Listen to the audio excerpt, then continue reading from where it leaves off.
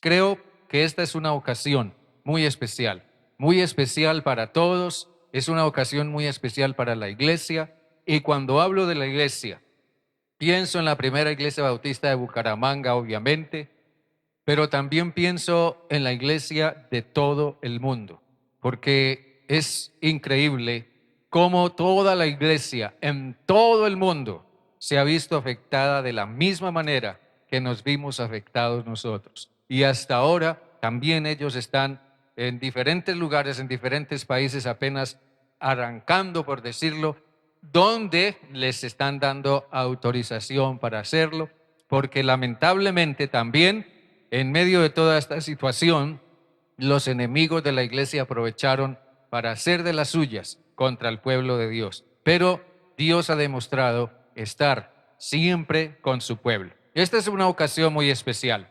Y yo quiero pedirles que miremos en el libro de los Hechos, en el capítulo 2, los versículos 41 hasta el 47.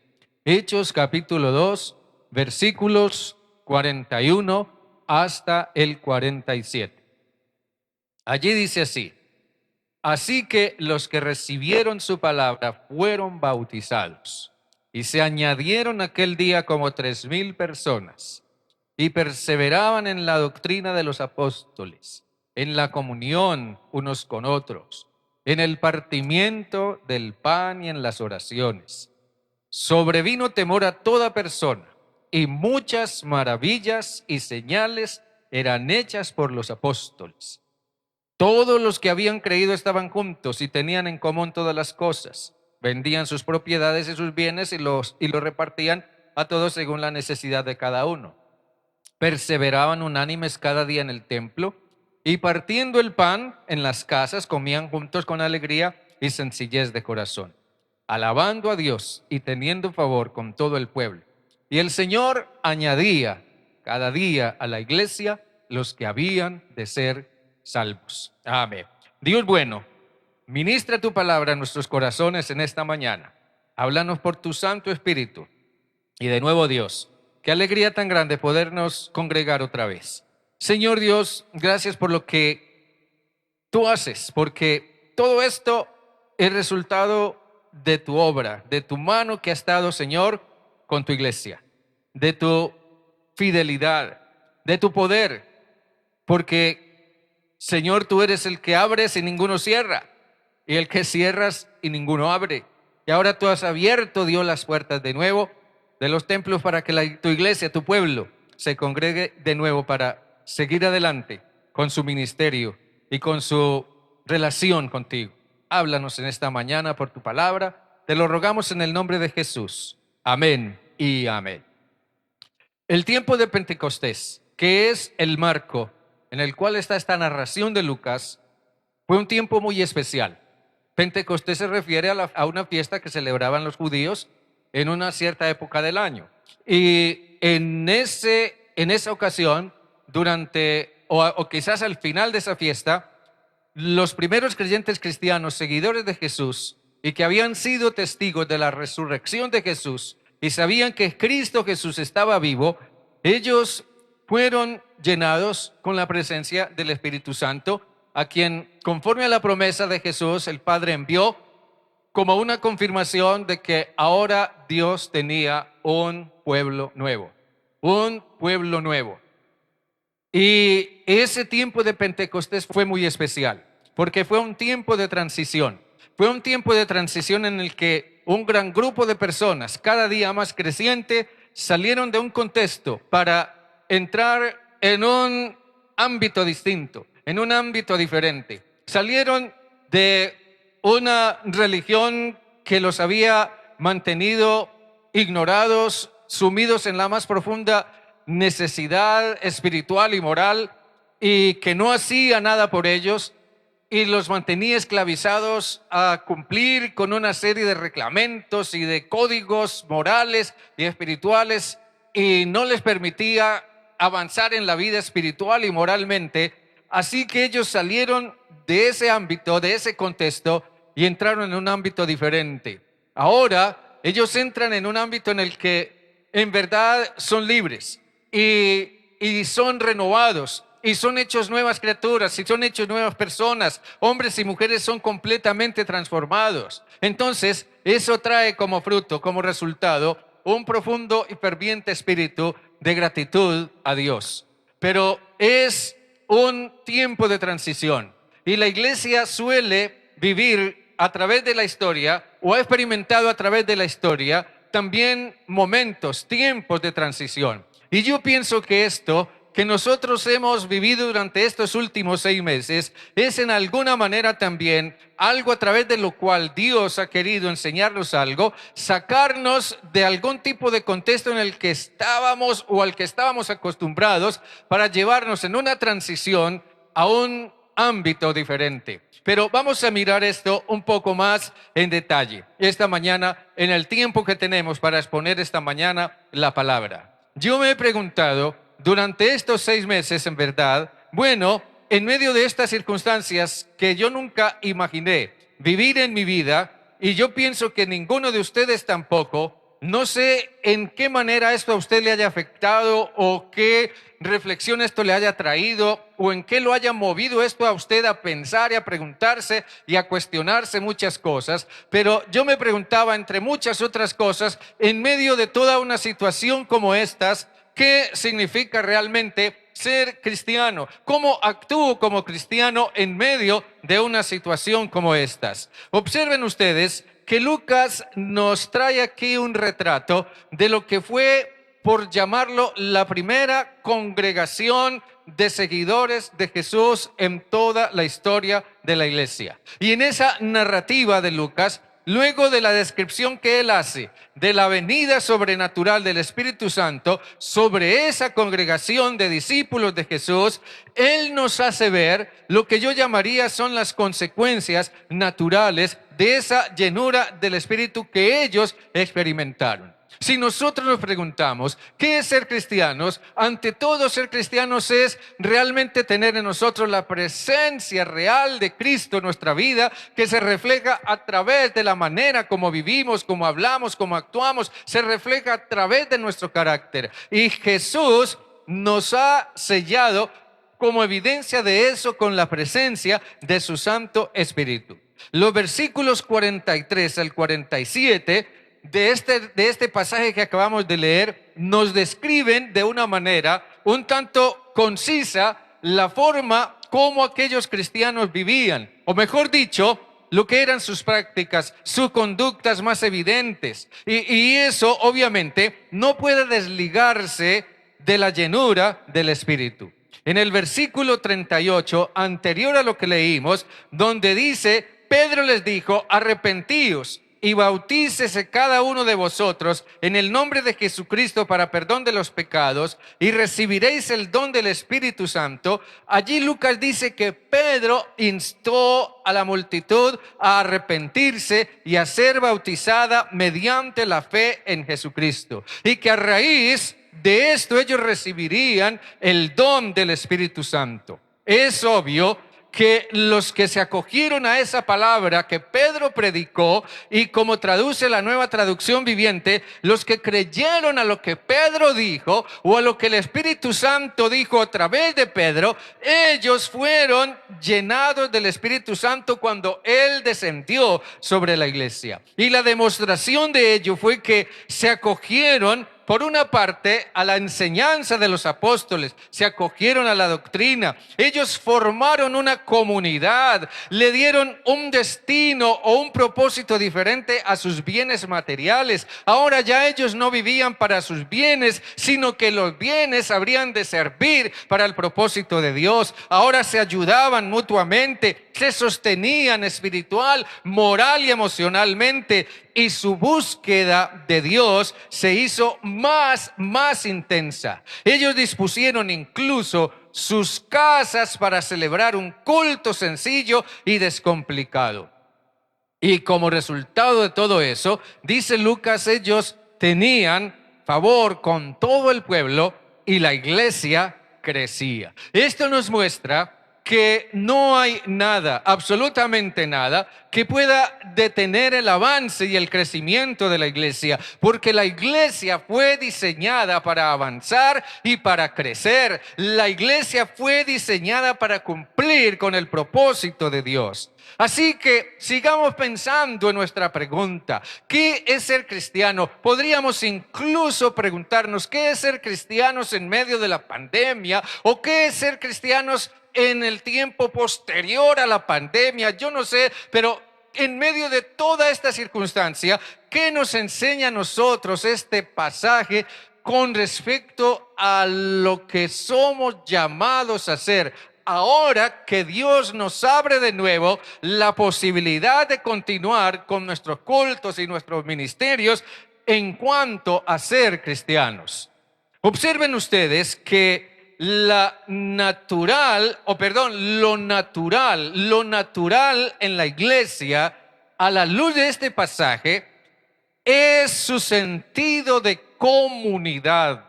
Eso es lo natural en la iglesia, su sentido de comunidad. Por eso dice el versículo 44. Miren bien: todos los que habían creído estaban juntos y tenían en común todas las cosas. Todos los que habían creído estaban juntos. Eso es lo natural en la iglesia.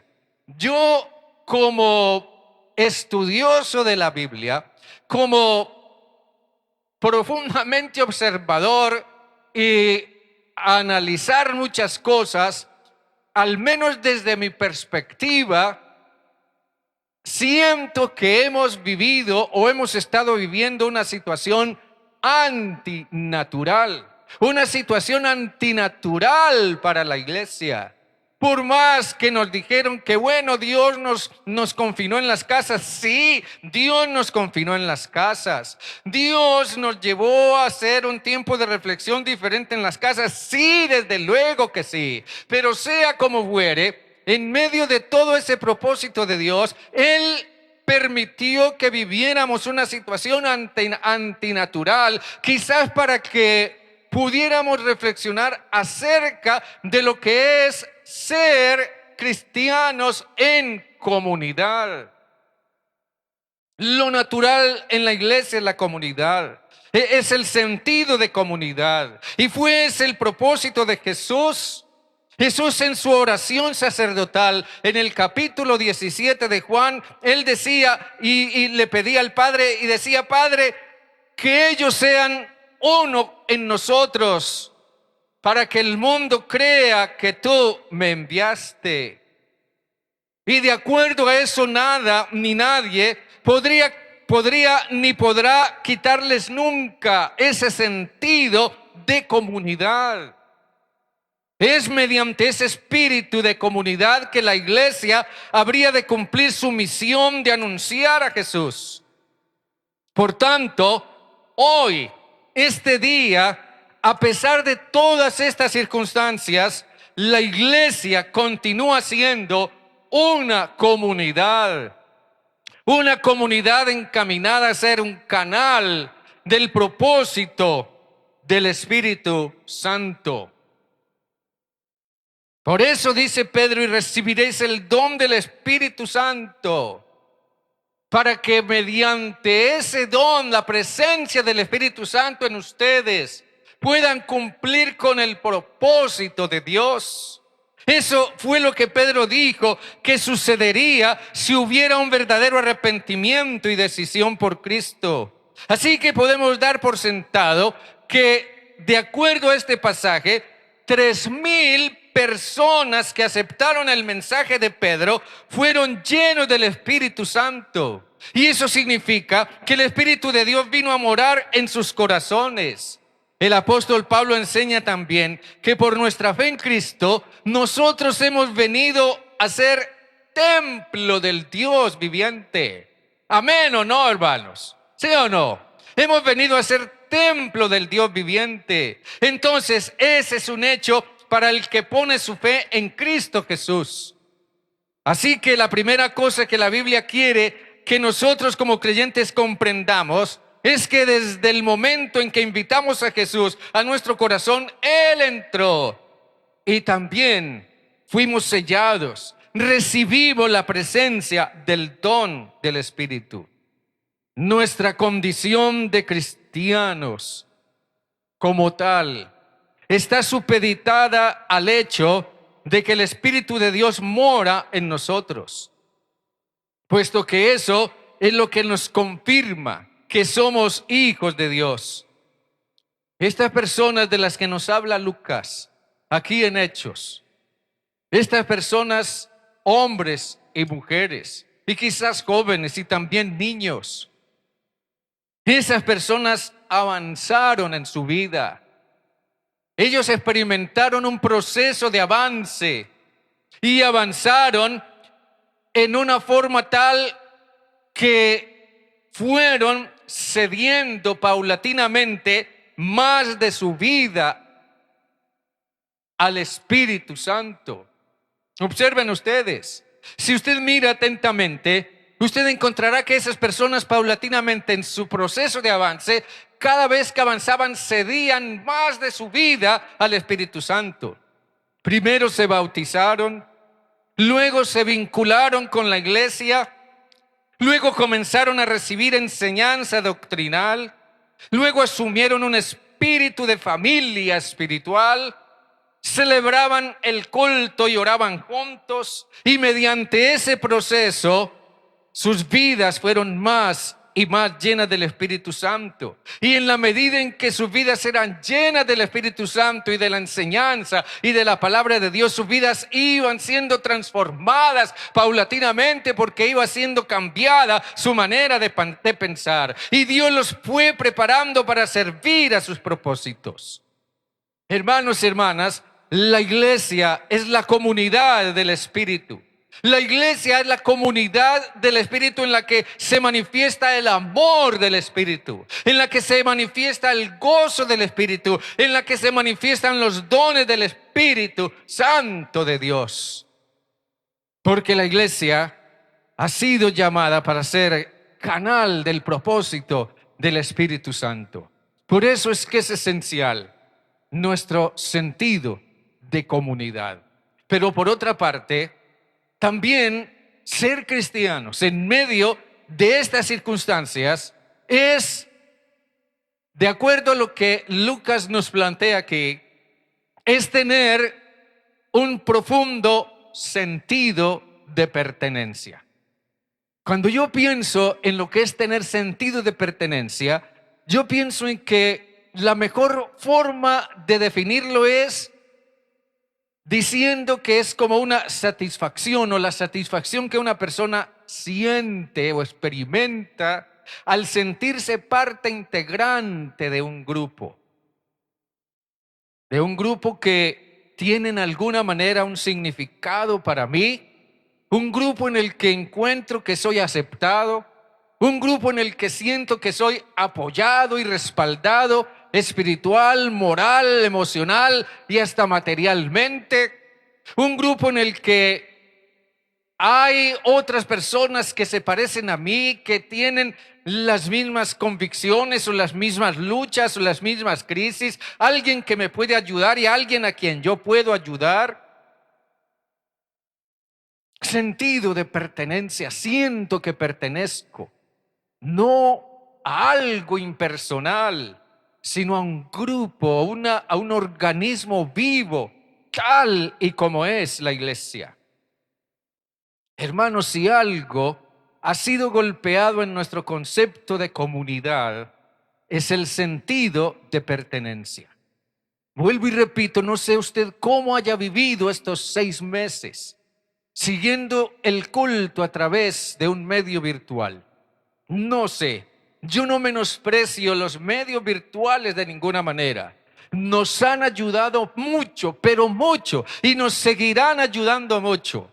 Incluso hemos aprendido que a través de los medios virtuales podemos llegar a mucha gente aún que escuche la palabra y conozca de Jesús.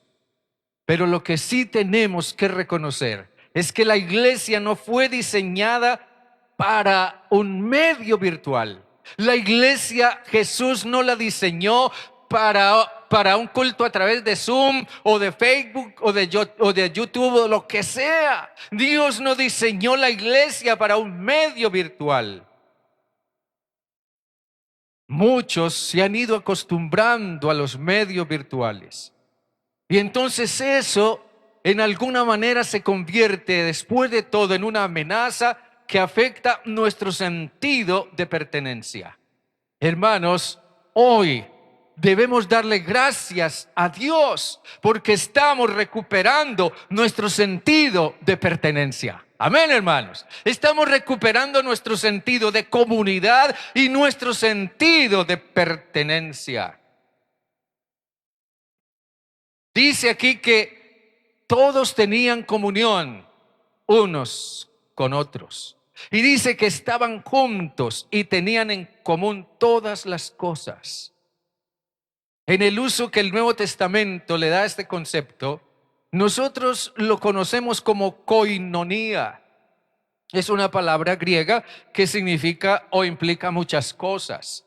Significa estar juntos como estamos ahora. Significa pertenecer a una misma comunidad, significa tener unas mismas convicciones espirituales y morales, significa tener una fe común en Cristo Jesús, significa servirse los unos a los otros, significa celebrar juntos. Todo eso y muchas cosas más implica el concepto koinonía, o sea, tener comunión unos con otros. Y la koinonía puede describir la vida compartida de la iglesia en Cristo. Todo lo que nosotros compartimos, el tiempo, el saludo, el compañerismo, la celebración, la adoración, lo hacemos en Cristo Jesús, quien vive en medio de su iglesia. La koinonía puede describir la vida en común que tiene su fuente en Dios. Todo lo que nosotros hacemos como iglesia se origina en Dios, que es nuestro Padre. Y Dios se alegra cuando su iglesia se reúne para adorarlo. Así que, hermanos, un grupo puede llegar a integrarse tan íntimamente, espiritualmente hablando, que es imposible desconocer las necesidades que son reales en el grupo. Allí es posible saber quién sufre, quién está vacío, quién está solo, quién está pasando por grandes necesidades o sufrimientos. Yo le decía a alguien al comienzo de todo esto, alguien que decía en algún momento, vamos a tener que acostumbrarnos a la iglesia virtual. Y yo decía, puede ser, pero el problema es que yo no puedo darle un plato de comida a alguien que no tiene que comer a través de Zoom ni a través de Facebook. Yo no le puedo dar una muda de ropa a alguien a través de Facebook. Yo no le puedo dar un abrazo ni un apretón de manos. Ni puedo mirar al rostro a alguien que está sufriendo y que necesita un consejo o un consuelo a través de Facebook. Dios no diseñó la iglesia así. La diseñó para que estuviéramos juntos y pudiéramos mirarnos frente a frente y apoyarnos espiritual y moralmente. Y Lucas dice que esta comunidad era un grupo que se había integrado de esa manera. Aquí vemos que el sentido de pertenencia no solamente me hace parte de un grupo con el que me identifico en ideas, en creencias o en ciertas actividades, sino que también veo las necesidades del grupo y hago algo para suplirlas. Nosotros no debemos olvidar eso. No debemos olvidar que el hermano, la hermana, la persona que se sienta al lado mío, tras de mí o delante de mí, es alguien que tiene un nombre, tiene una identidad, tiene sus propias luchas, tiene sus propias necesidades, tiene sus propias crisis, tiene sus propios y profundos anhelos. Nosotros no debemos olvidar nuestro sentido de pertenencia. Pero en tercer lugar, si bien ser cristiano en medio de una situación tan inaudita como esta Implica seguir siendo como iglesia en comunidad, canales del propósito del Espíritu Santo. Significa también tener un profundo sentido de pertenencia. También implica adorar en un espíritu de sincera celebración. Aquí dice que este grupo de creyentes de los que habla Lucas perseveraban unánimes cada día en el templo.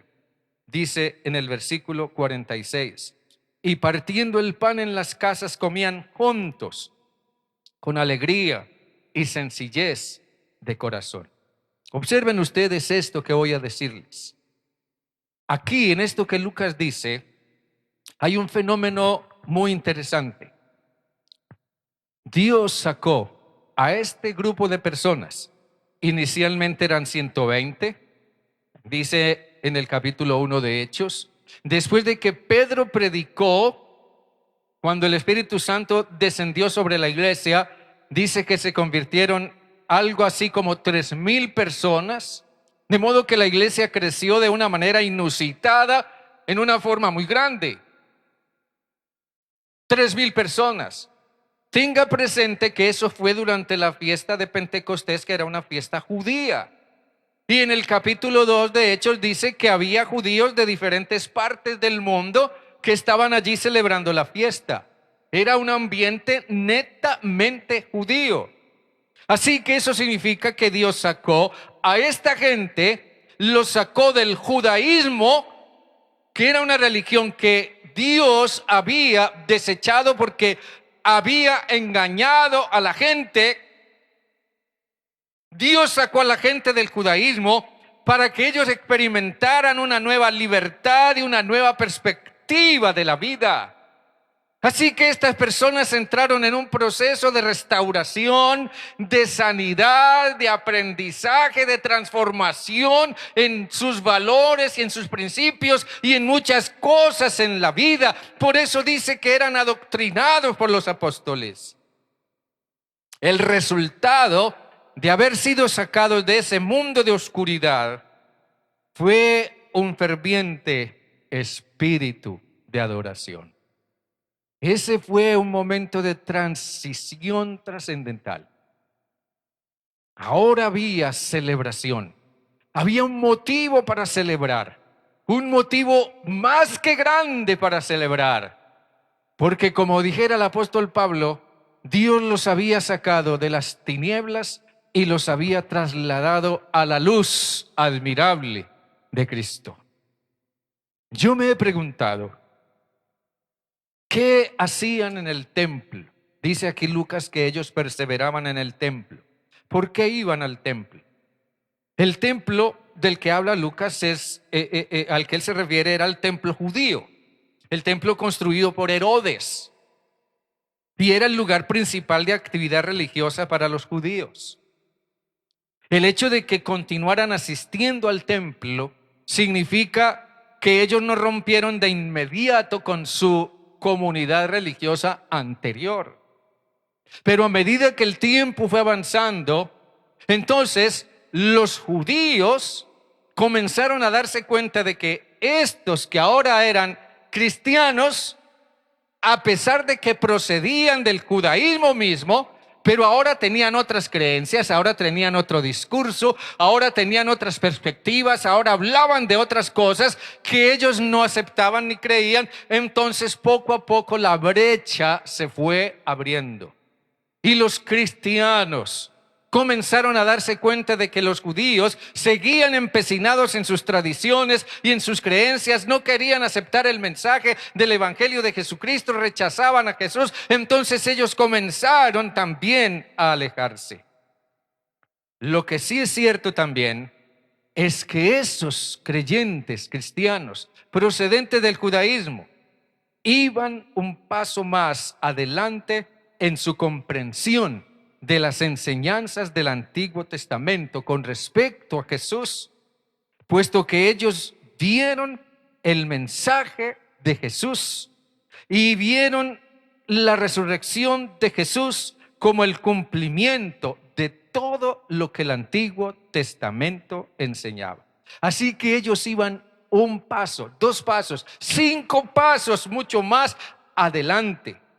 Y no eran 1 ni 2, eran más de 3,000 personas que tenían esa perspectiva del Antiguo Testamento.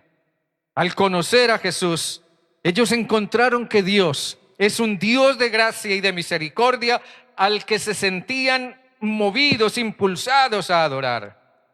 Imagínese usted a 3,000 personas reunidos en casas, en diferentes hogares, 3,000 personas adorando a Dios desde una perspectiva diferente a la de la demás multitud. Unos celebraban la salvación realizada.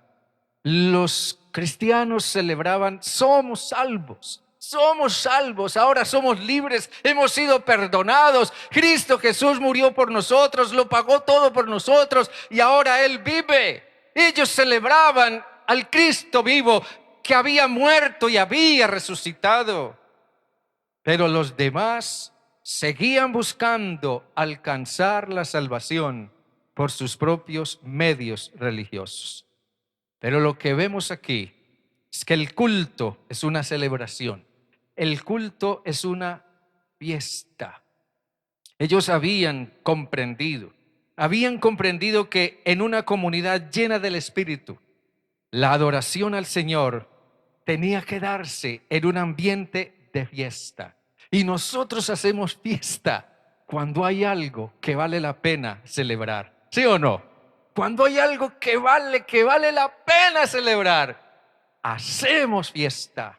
Y estos primeros creyentes, ellos tenían algo que valía mucho más que cualquier otra cosa, que realmente valía la pena celebrar. Porque el culto celebra la presencia del Dios de la vida y de nuestra salvación. Hermanos y hermanas, si bien Dios nos sometió y nos puso a prueba con este confinamiento de 6 meses, y no sé qué venga mañana o pasado, pero el tiempo dirá qué tanto nos ha beneficiado o nos ha afectado a nosotros esta experiencia. Pero lo que sí sé es que este es un tiempo de transición en el que la iglesia es llamada a renovarse en el propósito de Dios. Obsérvese que lo que Lucas describe aquí es la celebración del primer culto cristiano de toda la historia. Es el primer culto cristiano de toda la historia. ¿Y qué hacían aquellos creyentes en ese culto? Simplemente dice que ellos se reunían, se apoyaban espiritual y moralmente, ellos partían el pan en las casas, o sea, celebraban la cena del Señor recordando la muerte de Jesús, su resurrección y su prometida segunda venida. Ellos comían juntos con alegría y sencillez de corazón. Ellos alababan a Dios, oraban y recibían enseñanza y recibían la palabra. Ese era el culto. El primer culto cristiano de la historia. Y ese primer culto se convirtió en el prototipo de cualquier culto que quiera que se llame cristiano, en cualquier momento y en cualquier lugar. El primer culto de la historia, en torno al Cristo resucitado, y que fue toda una celebración. Hoy nosotros estamos celebrando nuestro primer culto después de 6 meses de no estar presentes en este lugar. No significa que lo que hicimos a través de Facebook, a través de los cultos virtuales, no haya sido importante, pero no ha sido lo mismo. Y esperamos que nuestros hermanos que están allá en sus hogares pronto estén con nosotros aquí también presentes. Sí o no, hermanos, que es cierto. No es lo mismo un culto por Facebook que un culto presencial. No es lo mismo. Por esa razón, hoy es un día de celebración. Hoy es un día de fiesta espiritual, de gozo. Hoy nosotros recuperamos o estamos comenzando a recuperar nuestro propósito como comunidad del Espíritu. Hoy nosotros estamos comenzando a recuperar nuestro sentido de pertenencia en un espíritu de sincera y alegre celebración. Hermanos, gocémonos en este día tan especial, de verdad, porque esto es algo así como un renacer para la iglesia.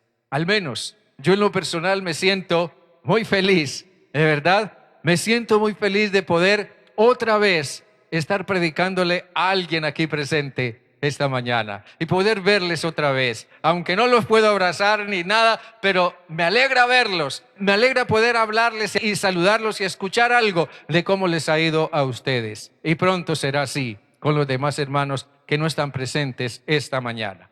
Hoy estamos recuperando algo muy, pero muy importante. Y ojalá que estos días de cuarentenas y todo eso hayan sido de bendición, de desafío, de reto para nuestra vida y para todos nosotros como iglesia. Amén, hermanos. Amén. Damos gracias al Señor porque seguimos siendo la iglesia del Señor que sigue marchando adelante. Hermanos que están allá en sus casas, en sus hogares, pronto nos veremos también con ustedes aquí, mediante la voluntad del Señor. Yo quiero, antes de terminar, agradecer de todo corazón a todos aquellos hermanos y hermanas que mostraron una gran, como dijera yo, ese gran afecto por este servidor, porque no soy más que un siervo del Señor y un siervo suyo, pero gracias por quienes mostraron su afecto en esta fecha tan especial de mi cumpleaños que fue ayer.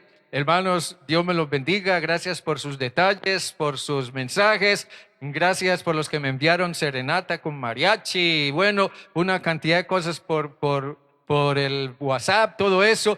Hermanos, gracias de verdad por quienes me llamaron para felicitarme por mi cumpleaños. Bueno, en verdad nunca había estado tan rodeado de tanto afecto en algún cumpleaños en mi vida.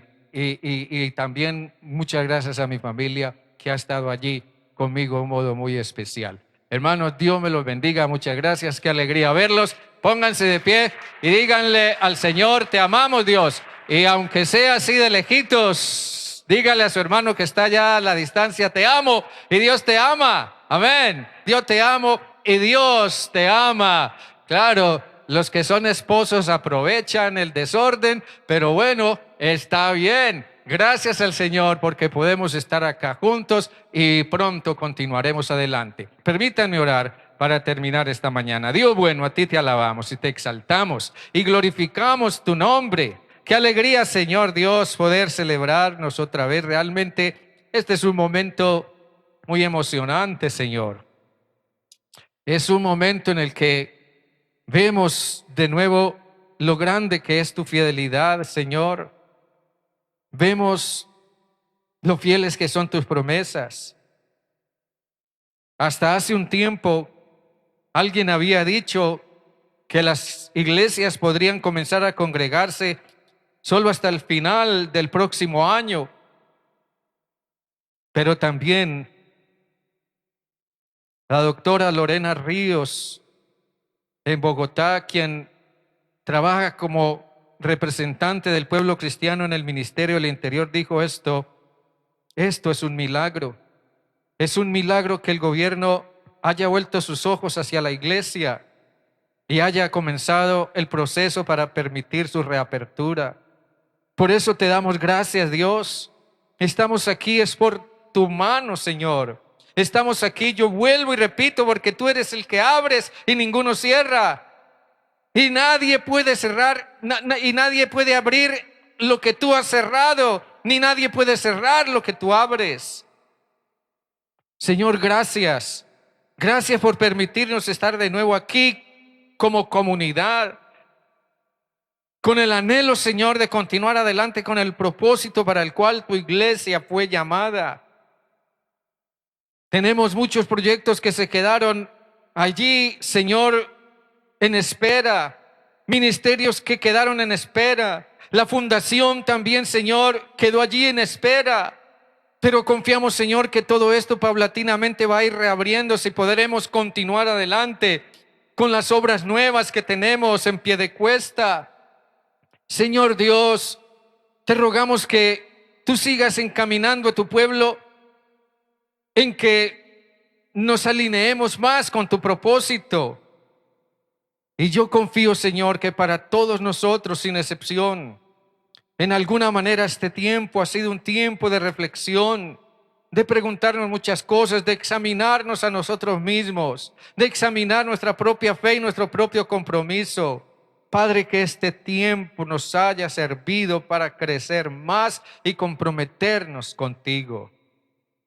Gracias por permitirnos recordar hoy que seguimos siendo la comunidad del Espíritu para cumplir con el propósito de tu Espíritu, mediante nuestro profundo sentido de pertenencia en un constante y vivo espíritu de adoración, que se reinicia hoy en este lugar para la honra y la gloria tuya.